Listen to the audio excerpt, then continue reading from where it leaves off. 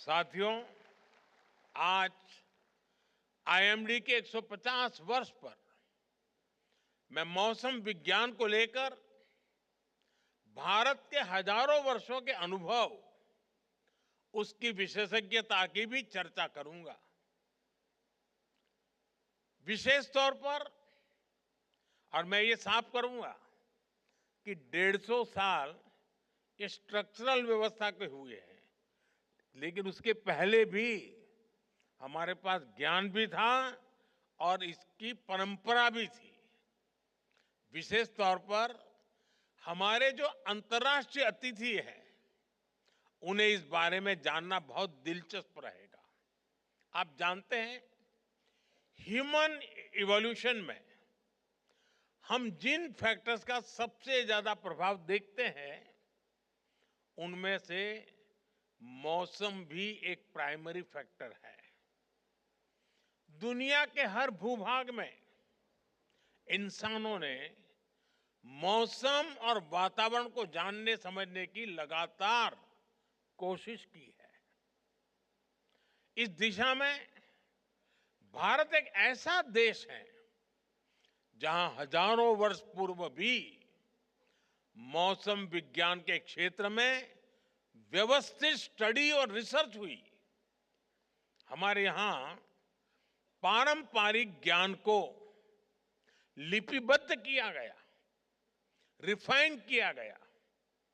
हमारे यहां वेदों, संहिताओं और सूर्य सिद्धांत जैसे ज्योतिषीय ग्रंथों में मौसम विज्ञान पर बहुत काम हुआ था।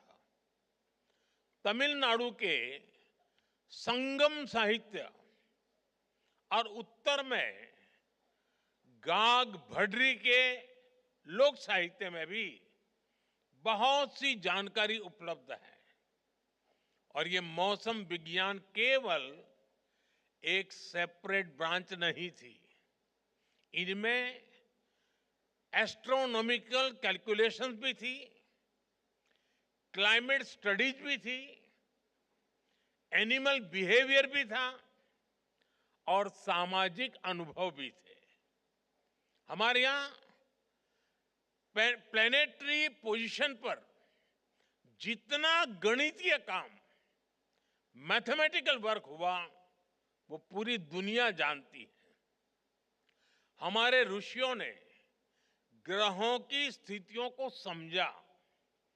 हमने राशियों, नक्षत्रों और मौसम से जुड़ी गणनाएं की।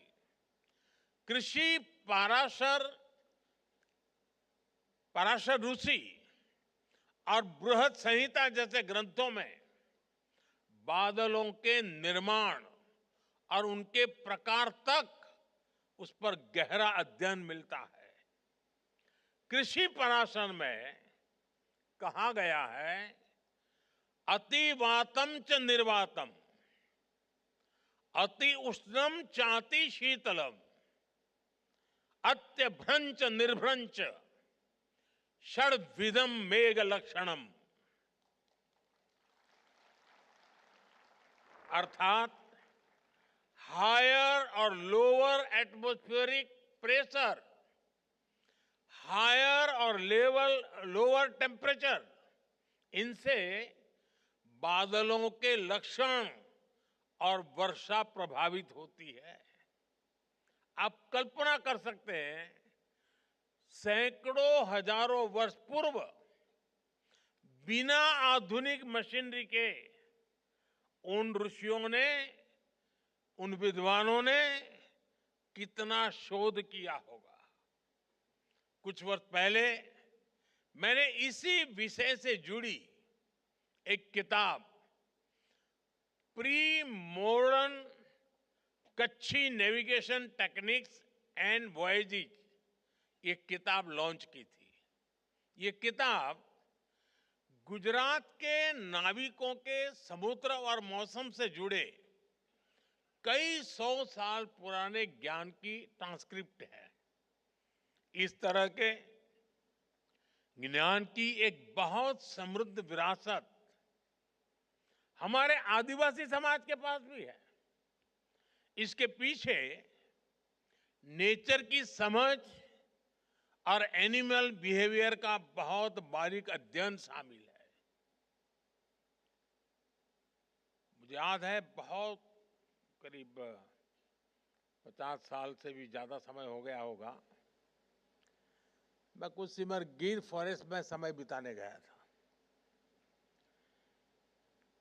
तो वहां सरकार के लोग एक आदिवासी बच्चे को हर महीने 30 रुपया देते थे मानधन।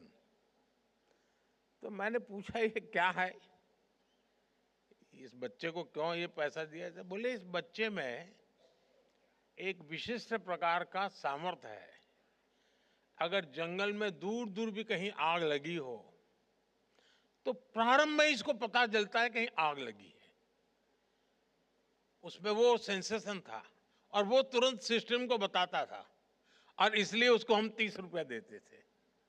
यानी उस आदिवासी बच्चे में जो भी उसकी क्षमता रही होगी, वो बता देता था कि साहब इस दिशा में से कहीं मुझे स्मेल आ रही है। साथियों, आज समय है हम इस दिशा में और ज्यादा रिसर्च करें। जो ज्ञान प्रामाणिक हो उसे आधुनिक साइंस से लिंक करने के तरीकों को तलाशें।